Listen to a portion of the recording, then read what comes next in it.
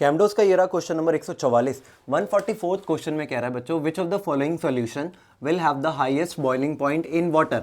याद रखना बच्चों, इस क्वेश्चन को सॉल्व करने के लिए अगेन आपको दो रिलेशनशिप याद होने चाहिए, क्योंकि सबका कंसंट्रेशन सेम दे रखा है तो हम ये रिलेशनशिप अप्लाई कर सकते हैं।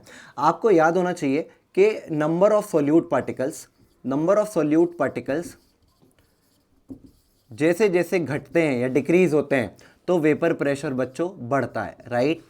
और जब वेपर प्रेशर बढ़ता है तो बॉइलिंग पॉइंट घटता है, क्योंकि वेपर प्रेशर इन्वर्सली प्रोपोर्शनल होता है किसके, बॉइलिंग पॉइंट के, राइट। अब चेक करते हैं नंबर ऑफ आयंस कौन कौन कितने प्रोड्यूस कर रहा है।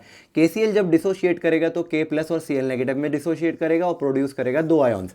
यूरिया जिसका फॉर्मूला होता है NH2CO NH2, ये एक नॉन इलेक्ट्रोलाइट है तो ये नहीं डिसोशिएट करेगा और नंबर ऑफ आयंस प्रोड्यूस करेगा 0।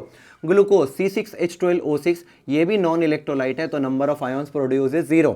वेरएज जब CaCl2 टूटेगा तो टूटेगा Ca2 प्लस में एंड Cl नेगेटिव में, क्योंकि यहाँ दो एटम्स है तो दो लगा दो। एक एटम ये एक आयन रहा ये A और दो ये, एक और दो हो गए टोटल आयंस 3, राइट। अब यहाँ देखो, जैसे जैसे नंबर ऑफ सोल्यूट पार्टिकल घटेंगे वेपर प्रेशर बढ़ेगा। तो हम इसको अगर रिवर्स करें, उल्टा करें, मैं बोलूँ अगर जैसे जैसे नंबर ऑफ पार्टिकल बढ़ेंगे तो वेपर प्रेशर घटेगा।